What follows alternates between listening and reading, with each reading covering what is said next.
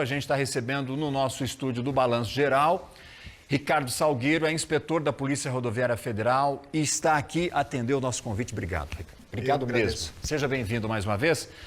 A gente está recebendo esses questionamentos e isso começou a pipocar desde ontem. Por quê? A dúvida era a seguinte: não se tem uma obrigatoriedade de ter dentro do ônibus motorista e o motorista substituto, o auxiliar?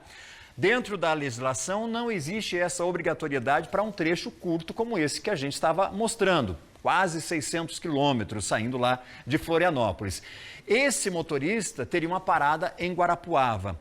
As condições em que esse acidente aconteceram ficam muito claras de que ele dormiu e ele mesmo disse que isso aconteceu.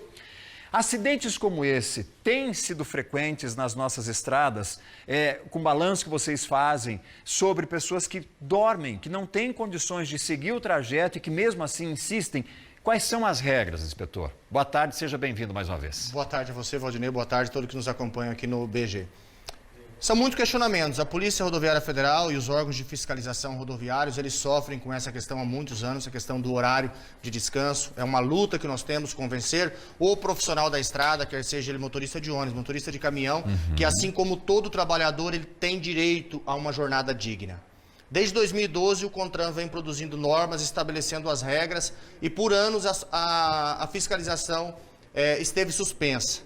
Ela passou a ser exercida e novamente no final do ano de 2022 foi suspensa novamente porque aguarda a listagem por parte do Departamento de Infraestrutura, a listagem dos pontos de apoio para esses veículos pararem. Mas as regras, elas existem e precisam ser respeitadas. Esse tipo de acidente não é comum envolvendo ônibus, especialmente dessas linhas regulares, porque essas empresas, elas são muito sérias e elas cumprem a jornada de trabalho dos seus motoristas, dos seus trabalhadores. Inclusive, às vezes, eles trabalham até menos do que a legislação permite. Hoje a legislação permite o quê? São 5 horas de trajeto ininterrupto, ou seja, o motorista dirigindo, podendo aumentar isso no caráter hora extra? Na verdade, o motorista de ônibus, propriamente dito, a cada 4 horas e meia de condução, ele precisa de uma parada de 30 minutos. Essa é a jornada contínua que ele pode fazer a parada de 30 minutos. Nas últimas 24... Mas ele pode, não é uma regra, porque nesse caso ele não parou. Nessa linha, desse motorista do ônibus, ele não tem registro de parada. Eu desconheço qual foi o ponto de partida dele, mas a regra estabelece a cada 4 horas e meia. Para meia hora. Podendo ser estendida excepcionalmente se não houver uma área de apoio que seja suficiente para atender as demandas, as necessidades, tanto do motorista como dos passageiros, porque nesse caso ele faz o transporte de pessoas. Então não é em qualquer local, deu 4 horas e meia, aqui tem um acostamento, eu vou encostar. Parar de não, qualquer ele jeito. Precisa de um ponto de apoio para ele e para as pessoas que estão ocupando esse veículo. Além disso, nas 24 horas, ele precisa de pelo menos 11 horas de descanso. Foi o questionamento da nossa telespectadora, de quanto tempo ele vinha sem descanso para poder assumir o volante. Ele precisa de 11 horas de descanso, Valdinei. E dessas 11 horas de descanso, nessas 11 horas somam esses intervalos menores de meia hora, que inclusive podem ser feitas dentro do veículo. O motorista pode parar o veículo, estacionar e ficar dentro do veículo fazer esses intervalos. No entanto, pelo menos 8 horas precisam ser ininterruptas. Isso é o que a legislação estabelece, tanto para o transporte de passageiros quanto para o transporte de carga. A mudança é que para o transporte de carga, essa jornada de 4 horas e meia, ela é de 6 horas. A cada 6 horas precisa ter 30 minutos. É muito comum, como você bem citou, algumas empresas terem um motorista reserva que vai dormindo dentro do próprio veículo. Ele tem ali dentro do ônibus, ele tem uma cama, ele vai dormindo ali dentro. A legislação também ampara isso. Isso serve.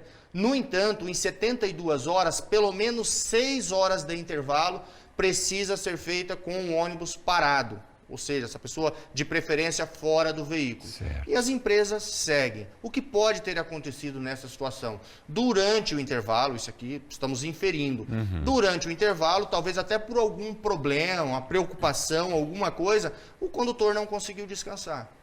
E ele mesmo disse isso, ele cochilou, ele já saiu com um estado de sono de Florianópolis. Inclusive a gente tem aqui uma entrevista que nós fizemos com um dos passageiros que estavam nesse ônibus. A gente vai ouvir o que ele disse, que ouviu do próprio motorista. Eu reparei que umas 5 vezes, mais ou menos, entre Balneário e Curitiba ali, ele estava comendo a pista da esquerda e o pessoal buzinando para ele sair. Ainda comentei com meu cunhado, falei, nossa, que cara barbeiro, né? Mas eu não tinha noção que o cara estava dormindo no volante, né? A gente se rastejou para poder subir, aí subimos, tinha acho que umas 15 pessoas aqui, uma chorando, uma machucada e tal. E o motorista subiu também, não teve nenhum arranhão, aí questionei ele me falou que ele estava cansado, ele falou, não vou mentir para você, eu estava cansado, o sono bateu e eu dei aquela dormidinha, ele falou, e saí da pista. Ô Salgueiro, eu vou convidar o senhor e também os nossos amigos de casa para acompanharem aqui uma reportagem. Você vai conhecer um equipamento que é americano e que está sendo usado por algumas empresas brasileiras e que pode indicar riscos causados por embriaguez, o uso de drogas e, neste caso, o sono. O equipamento faz uma leitura pela íris dos olhos que indica um baixo ou alto risco de um motorista estar dirigindo sem condições. Claro, o principal objetivo é evitar acidentes.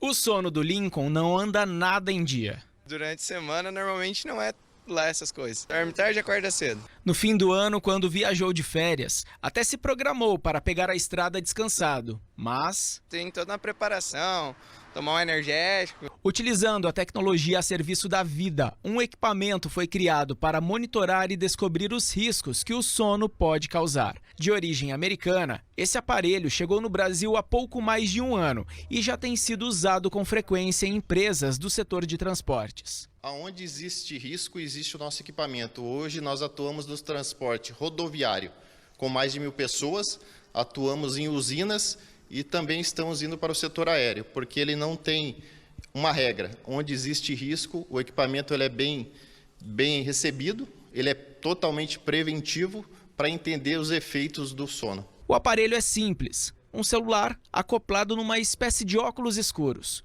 Mas a quantidade de acidentes complexos que pode evitar é enorme. O teste propõe que o usuário fique com os olhos fechados durante 1 minuto para que haja o descanso do cérebro e também da pupila.